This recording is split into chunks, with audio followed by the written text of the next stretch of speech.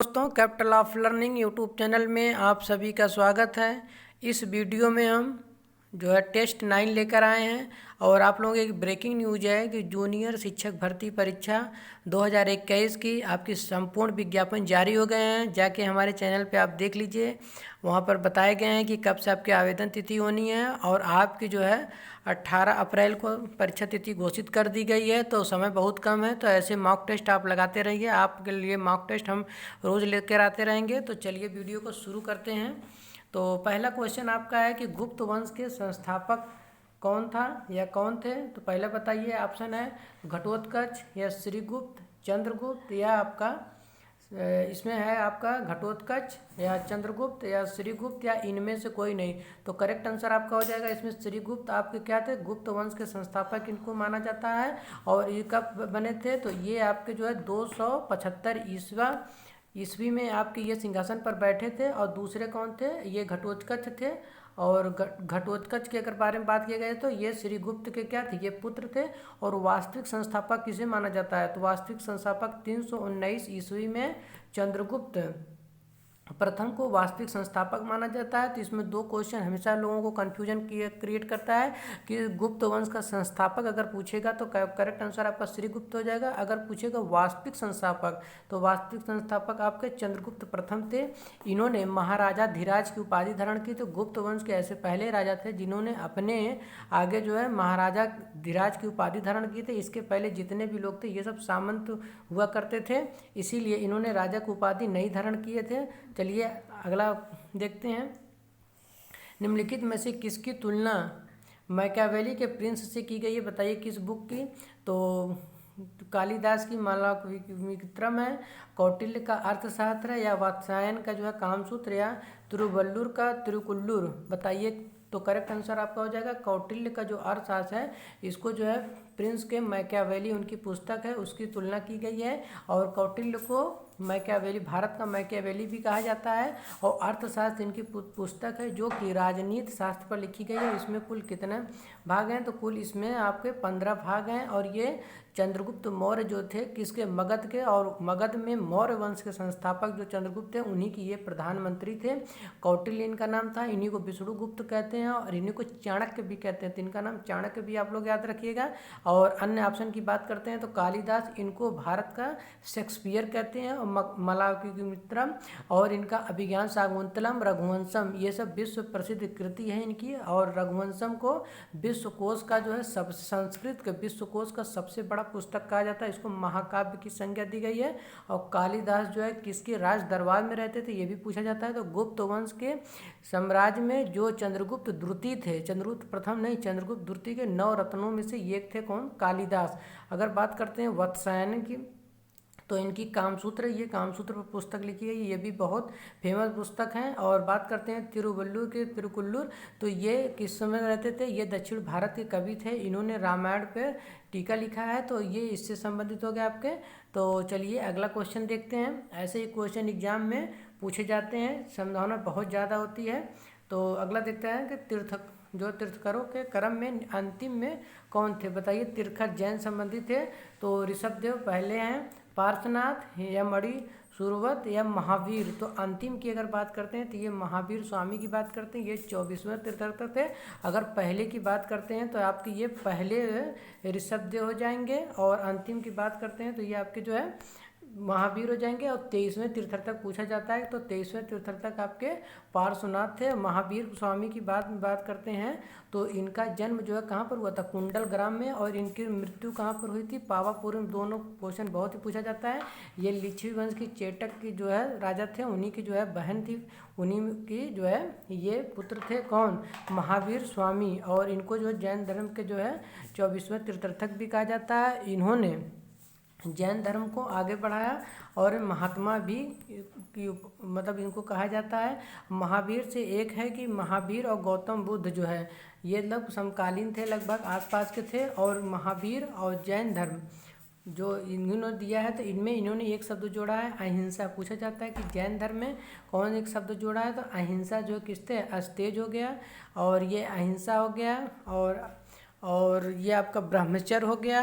इसकी किससे संबंधित है? तो जैन धर्म से संबंधित हो जाएगा। और अगला क्वेश्चन देखते हैं। 16 महाजनपदों की सूची उपलब्ध है, बताइए किसमें 16 महाजनों की उत्पत्ति है?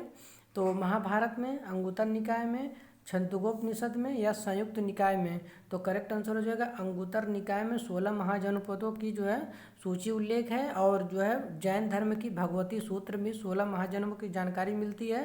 अंगुत्तर निकाय जो है बौद्ध धर्म ग्रंथ से संबंधित है और भगवती सूत्र आपके जैन धर्म से संबंधित है। 16 महाजनपदों की अगर बात करें तो ये उत्तर भारत के सबसे बड़े राज्य हुआ करते थे, जिसमें मगध जो है सबसे शक्तिशाली था, उसके बाद अवंती दक्षिण भारत का सबसे शक्तिशाली था, अंग थी, काशी थी, चंपा, ये सब काफ़ी शक्तिशाली थे।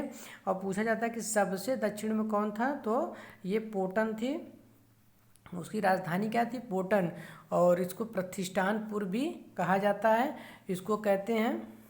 तो ये किस नदी के तट पर था? तो ये गोदावरी नदी के तट पे स्थित था। और ये कहते हैं महाभारत में जो है पांडव और कौरवों की लड़ाई के बारे में बात कही गई है। और संयुक्त निकाय की अगर बात करें तो ये भी बौद्ध ग्रंथ से संबंधित है। अगला क्वेश्चन देखते हैं। चौरा चौरी नामक प्रसिद्ध स्थल कहाँ पर है? बताइए गोरखपुर में चौरा चौरी है, कि लखनऊ में, कि इलाहाबाद, कि आगरा में? तो ये करेक्ट आंसर हो जाएगा आपका गोरखपुर में है चौरा चौरी है। किस लिए ये फेमस है? तो 1920 ईस्वी में जो असहयोग आंदोलन चल रहा था महात्मा गांधी के द्वारा, जो रोल आउट एक्ट आया था और जलियांवाला बाग हत्याकांड हुआ था कब? 1919 में। उसी दौरान गांधी जी ने असहयोग आंदोलन चलाए थे। और उसी समय यहाँ पर जो है जब यह आंदोलन हो रहा था, गोरखपुर के कुछ क्रांतिकारी ने अंग्रेजों के ऊपर जो उनकी छावनी थी उस पर आक्रमण किया या हमला किया और उसको जला दिया। उसी के समय की इसको चौरी चौरा कांड कहते हैं। कब हुआ था? तो ये 5 फरवरी 1922 ईस्वी को हुआ था, 4 से 5 फरवरी के बीच में। इसलिए 4 फरवरी को देखिएगा चौरा चौरी महोत्सव भी मनाया जाता है। और बात करते हैं लखनऊ की। एक क्वेश्चन हमेशा पूछा जाता है कि लखनऊ किस नदी के किनारे है? तो लखनऊ आपकी जो है गोमती नदी के किनारे स्थित है। और ये जो है उत्तर प्रदेश की राजधानी है। लखनऊ में ही जो है यहाँ पर जो है जरी और कलम के लिए ये फेमस है। अगला देखते हैं कि इलाहाबाद ये क्वेश्चन पूछा जाता है कि ये उत्तर प्रदेश की न्यायिक राजधानी है। और इलाहाबाद की संधि पूछा जाता है तो 1775 ईस्वी में किसके किसके बीच में हुई थी? तो ये आपकी जो है रॉबर्ट जो उस समय जो है क्लाइव थे और वहाँ के जो है शाह आलम थे, उन्हीं के बीच में ये संधि हुई थी। ये बहुत ही फेमस है। और 1857 की क्रांति के समय इलाहाबाद को आपातकालीन राजधानी भी बनाया जाता था। ये भी बहुत ही करेक्ट इंपॉर्टेंट है। ऐसे क्वेश्चन एग्जाम में हमेशा ही पूछे जाते हैं। प्रीवियस ईयर के जितने भी पेपर आप उठा के दीजिए, ऐसे ही प्रश्न पूछा जाता है कि इलाहाबाद को राजधानी कब बनाया गया था? तो शाह आलम ने इलाहाबाद को, अपनी मुगल बादशाह था शाह आलम, 1775 ईस्वी में इसको अपनी राजधानी भी बनाया था इलाहाबाद को। जबकि लोग आगरा ऑप्शन दिया रहता है तो आगरा दिल्ली मार के आते हैं, जबकि करेक्ट आंसर हो जाएगा इलाहाबाद को अपनी राजधानी किसने बनाया था? तो शाह आलम ने इसको अपनी राजधानी बनाया था। और 1857 की क्रांति के समय भी इलाहाबाद अंग्रेजों की आपातकालीन राजधानी थी। और बात करते हैं आगरा से एक संबंधित क्वेश्चन पूछा जाता है कि आगरा शहर की स्थापना किसने की? तो 1504 ईस्वी में। इसमें जो है लोधी वंश के एक थे सिकंदर लोधी, उन्होंने इसकी स्थापना की थी। और इसको अपनी राजधानी कब बनाए थे? तो 1506 ईस्वी को आगरा को अपनी राजधानी बनाए थे। बाद में चलकर ये मुगलों की राजधानी हुई, जिसमें अकबर और जो है जहांगीर और हुमायूं के समय ये इसकी जो है क्या थी? आगरा इसकी राजधानी थी। तो चलिए आगे देखते हैं। धुआंधार जलप्रपात किस नदी पर है? बताइए आप। नर्मदा नदी पर है, कि ताप्ती नदी पर है, कि इरावती नदी पर है, कि चंबल नदी पर है? तो करेक्ट आंसर हो जाएगा नर्मदा नदी। नर्मदा नदी कहाँ से निकलती है? तो अमरकंटक के पहाड़ी से निकलते हुए अरब सागर में गिरती है, जहाँ पर ये अस्तूरी बनाती है और ये भ्रंश घाटी से बहती है। तो यहाँ पर जो है जबलपुर में यहाँ पर बेड़ा घाट, और जहाँ पर से निकलती है वहाँ कपिल धारा, और जो है वहीं पर जबलपुर में ये बेड़ा घाट और धुआंधार जलप्रपात बनाती है। तो नर्मदा नदी पे कितने जलप्रपात होते हैं? कपिल धारा, बेड़ा घाट और धुआंधार जलप्रपात किस नदी पर? नर्मदा नदी पर है। और देखते हैं कि ताप्ती नदी भी कहाँ से निकलती है? बेलूर पठार से निकलती है, अरब सागर में गिरती है, पूर्व से ये पश्चिम की ओर जाती है। नर्मदा भी पूर्व से पश्चिम की ओर जाती है और ये भी भ्रंश घाटी में बहती है। भारत की दो ऐसी बड़ी नदियां हैं जो कि पूर्व से पश्चिम की ओर जाती हैं। ये क्वेश्चन हमेशा पूछा जाता है कि ये दोनों भ्रंश घाटी से बहती हुई जाती है। नर्मदा नदी पर एक बांध भी बनाया गया है, उसको क्या कहते हैं? सरदार सरोवर बांध। और ककरा पार या उकाई पार कहाँ पर है? ये ताप्ती नदी पर है। और इरावदी नदी कहाँ पर बहती है? ये झारखंड में बहती है। सॉरी, ये कहाँ पर बहती है? ये छत्तीसगढ़ में बहती है। छत्तीसगढ़ में यहीं पर एक जो है यहाँ पर बनाया गया है कि इंद्रावती, यहाँ नेशनल पार्क भी बनाया गया है। चंबल नदी की बात करते हैं तो चंबल नदी कहाँ से निकलती है? ये जानापहा की पहाड़ी मध्य प्रदेश से निकलते हुए यमुना की सहायक नदी है। और यहाँ पर 3 बांध बनाए गए हैं। एक बांध है गांधी सागर बांध, एक राणा सागर बांध, एक जवाहर सागर बांध। गांधी सागर बांध और जवाहर सागर बांध ये तो एमपी में है, लेकिन राणा सागर बांध कहाँ पर है? ये आपका पड़ता है राजस्थान में, जो कि बहुत ही फेमस है। यहाँ पर 3 बांध यहाँ से पूछे जाते हैं। और चंबल नदी किसके लिए फेमस है? ये अपने बीहड़ों के लिए फेमस है। और यहाँ पर सबसे ज़्यादा घड़ियाल पाए जाते हैं। सबसे ज़्यादा घड़ियाल किस नदी में पाए जाते हैं? तो ये आपके चंबल नदी में पाए जाते हैं।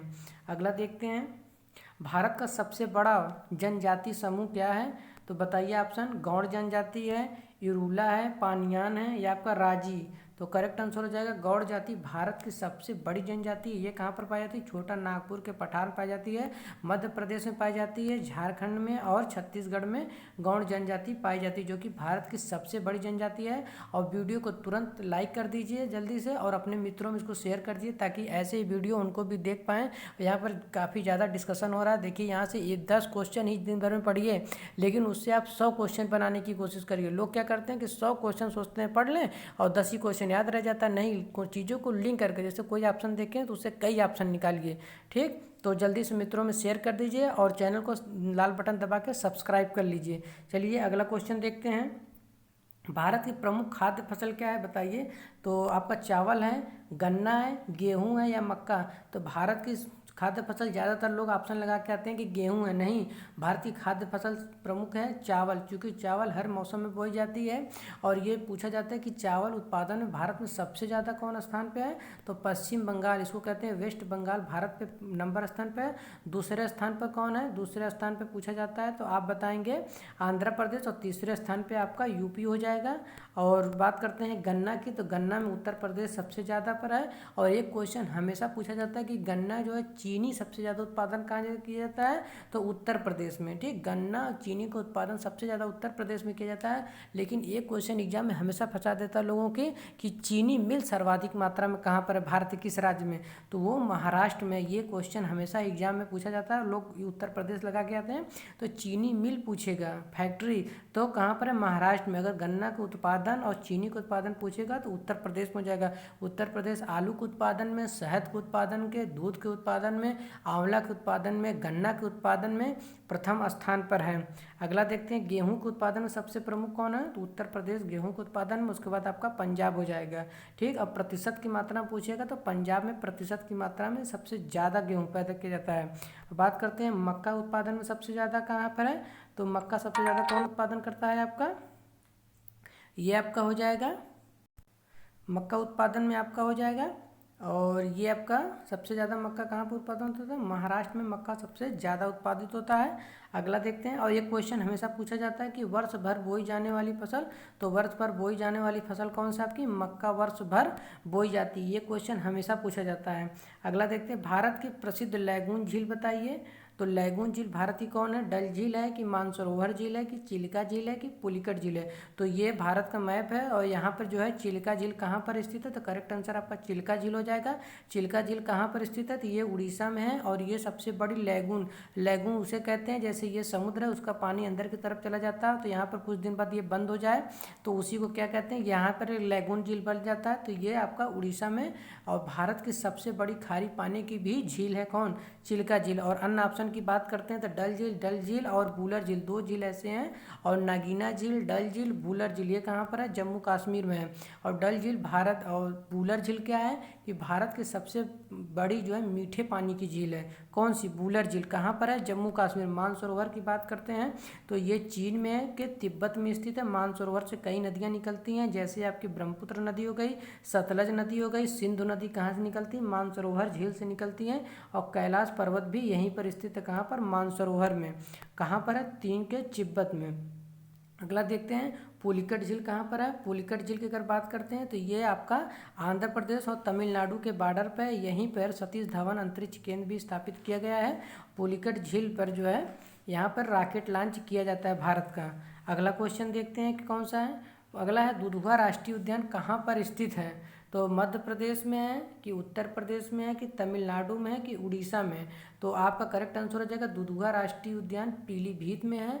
और ये कहाँ पर स्थित है? ये उत्तर प्रदेश के पीलीभीत में। किसके लिए फेमस है? शेर और बाघ पर यहाँ फेमस है। ये यहाँ पर जो है पीलीभीत जो है नेपाल से भी लगता है। और बात करते हैं कि जो है कतरनिया घाट कहाँ पर है? तो उत्तर प्रदेश में है। चंदौली कहाँ पर? उत्तर प्रदेश में है। और यहाँ पर जो है नवाब पक्षी विहार भी उत्तर प्रदेश में, जो कि काफ़ी फेमस है। और मध्य प्रदेश में बात करते हैं तो यहाँ पर बांधवगढ़ हो गया, कान्हा नेशनल पार्क हो गया, और जो है पेंच हो गया, और आपका बालाघाट भी यहीं पर स्थित है। तमिलनाडु में क्या होगा? मधुमलाई, ऊटी, ये सब नेशनल पार्क कहाँ पर है? तमिलनाडु में स्थित है। उड़ीसा में आपका भितरकनिका हो गया, सिंपली फॉल हो गया, ये सब कहाँ पर है? और भितरकनिका हो गया, ये सब कहाँ पर है? उड़ीसा में। उड़ीसा में अभी बताया ना चिल्का झील है। उड़ीसा की राजधानी भुवनेश्वर में विश्व प्रसिद्ध जो है पुरी का जगन्नाथ मंदिर है। और नहीं, पुरी जो है जगन्नाथ मंदिर का है, पुरी में है। और यहाँ पर लिंगराज का मंदिर है जो कि यहाँ पर बहुत फेमस है। और यहाँ पर जो है कोणार्क का सूर्य मंदिर भी है। कहाँ पर? उड़ीसा में। संविधान के भाग 1 में निम्न में से किसका वर्णन है? तो करेक्ट आंसर बताइए। संघ और उसका राज्य क्षेत्र, नागरिकता, राज्य के नीति निर्देशक तत्व या मूल अधिकार? तो करेक्ट आंसर हो जाएगा संविधान के भाग 1 में संघ और उसका राज्य क्षेत्र है। नागरिकता की अगर बात करते हैं अन्य ऑप्शन की, तो नागरिकता भाग 2 में आपका है। और किस अनुच्छेद में? अनुच्छेद 5 से लेकर 11 तक है। और 1 से लेकर 4 अनुच्छेद किस में है? संघ और राज्य क्षेत्र में है, भाग 1 में है। और नागरिकता आपका 5 से 11 में है। और अभी जो है राज्य के नीतिक निर्देशक तत्व, तो ये भाग 4 में है। आपका 36 से लेकर 51 तक राज्य के नीतिक निर्देशक तत्व है। मूल अधिकार की अगर बात करते हैं तो ये बहुत ही इंपॉर्टेंट है। जितना संविधान पढ़ा जाता है उसका 1 बटा भाग यही मूल अधिकार से ही क्वेश्चन पूछ लिए जाते हैं। तो ये बहुत ही इंपॉर्टेंट भाग है। तो भाग 3 में आपके मूल अधिकार हैं। किस अनुच्छेद में? 12 से लेकर 35 तक आपका मूल अधिकार है। ठीक, अगला क्वेश्चन देखते हैं। भारतीय संविधान की तीसरी अनुसूची का संबंध क्या है? तो तीसरी अनुसूची बताइए। तो पहली अनुसूची में हो गया राज्य क्षेत्र हो गया, दूसरी में हो गया वेतन 2, तो वेतन वाली बात हो गई 2 में, मतलब दूसरी में। तीसरी में हो गया आपका शपथ। तो करेक्ट आंसर हो जाएगा आपका महत्वपूर्ण पदाधिकारियों के वेतन से, तो दूसरा हो गया आपका। ठीक, और जो है शपथ और प्रतिज्ञान से आपका ये करेक्ट आंसर हो जाएगा, ये तीसरी में है। और वेतन देखो, शपथ में कितना वर्ड है? 3 वर्ड, तो 3 से शपथ हो गया। और वेतन 2 मतलब कितना? 2 से में वेतन हो गया। और 1 में आपका क्या हो गया? आपका संघ राज्य क्षेत्र हो गया। और राज्यसभा में प्रतिनिधित्व की बात करते हैं तो 4 में हो गया। और भाषाओं से बात करें तो अनुसूची 8 में भाषा से संबंधित है। ठीक, तो अगला क्वेश्चन देखते हैं। टिक्का रोग किस फसल से संबंधित है? तो सरसों में, धान में, बाजरा में या मूंगफली में? तो टिक्का रोग आपका मूंगफली से संबंधित है। मूंगफली क्या है? एक तना युक्त, ये अंदर जमीन के अंदर पैदा होते हैं और इसमें फलिकाएँ लगती हैं और ये तना होते हैं। और धान में रोजा रस्ट रोग लगता है, धान में जस्ता के कमी के कारण। ठीक, अगला क्वेश्चन देखते हैं। कोशिका का ठीक पावर हाउस किसको कहा जाता है? ऊर्जा गृह भी कहते हैं इसको। तो बताइए, ये ऑप्शन गाल्जी का है, न्यूक्लियोलस, माइटोकॉन्ड्रिया या राइबोसोम? तो करेक्ट आंसर हो जाएगा माइटोकॉन्ड्रिया को कोशिका का पावर हाउस कहते हैं। और यहीं से ये अपना खुद का यहाँ पर डीएनए आपका ये होता है और खुद का यहाँ पर राइबोसोम होता है, इसलिए ये खुद से ही अपना भोजन उत्पन्न कर सकता है। और यहाँ पर बात करते हैं गाल्जी काय को, तो यातायात प्रबंधन कहते हैं कि यातायात प्रबंधन को किसको कहते हैं? तो गाल्जी काय को। न्यूक्लियोलस क्या है? न्यूक्लियोलस न्यूक्लियस में स्थित जो है पदार्थ होते हैं उसको न्यूक्लियोलस कहते हैं। और न्यूक्लियस जो है केंद्रिका तंत्र होती है किसकी? ये जो है आपको साइटोप्लाज्म कोशिका की जो केंद्रिका होती है उसकी जो है ये ब्रेन होती है। और बात करते हैं राइबोसोम की, तो इसको प्रोटीन की फैक्ट्री कहते हैं, राइबोसोम यहीं से बनता है।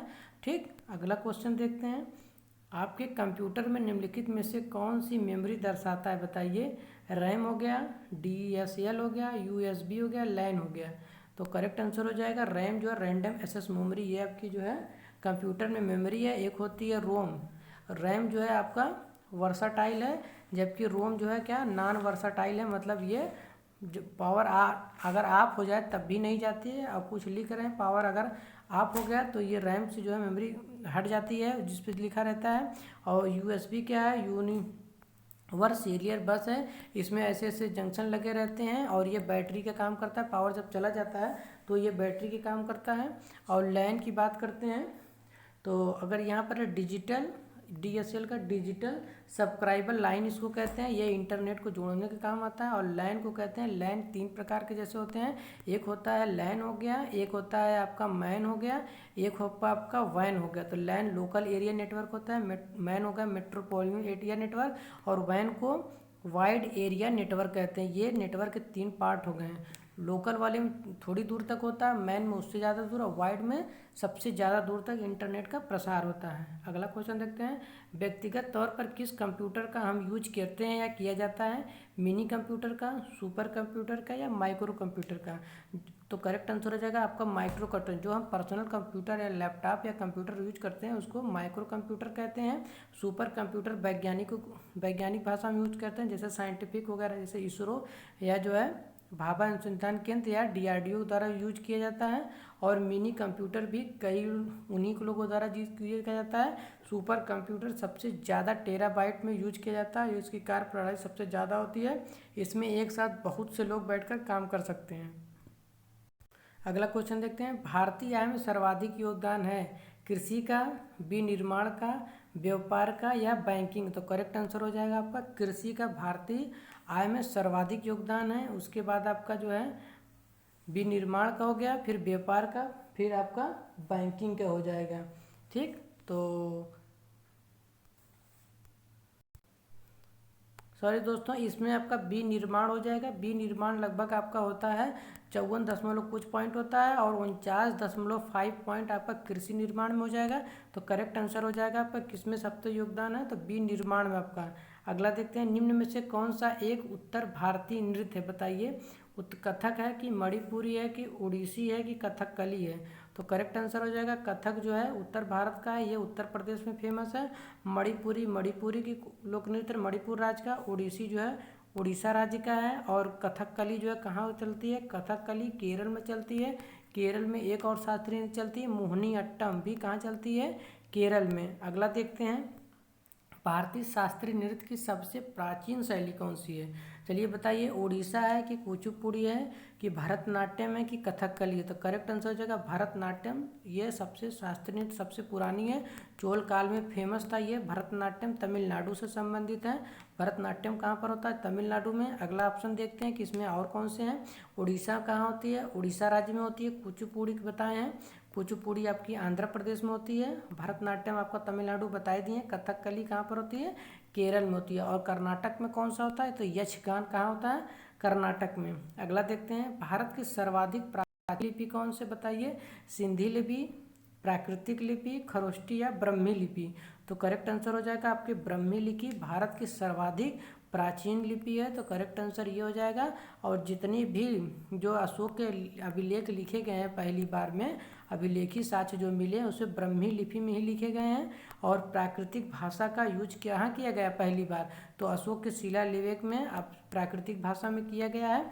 और जो है महावीर स्वामी अपना उपदेश किस भाषा में देते थे, प्राकृतिक भाषा में। ये क्वेश्चन हमेशा पूछा जाता है कि महावीर स्वामी अपनी किस भाषा में उपदेश देते थे, तो आप लगाएंगे वहाँ पर पाली भी रहेगा और प्राकृतिक रहेगा, लेकिन आंसर हो जाएगा प्राकृतिक भाषा में। अगर पूछे कि गौतम बुद्ध अपना किस उपदेश देते थे किस भाषा में, तो उनकी पाली भाषा थी।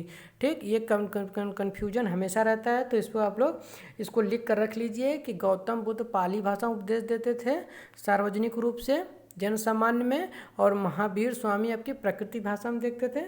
और सिंधी भाषा कहाँ बोली जाती है, ये आपका सिंध प्रांत में, जैसे जम्मू कश्मीर और पाकिस्तान से संबंधित है। और खरोष्टी लिपि की अगर हम बात करते हैं तो खरोष्टी लिपि जैसे उर्दू जो लिखी जाती है वो खरोष्टी लिपि में लिखी जाती है।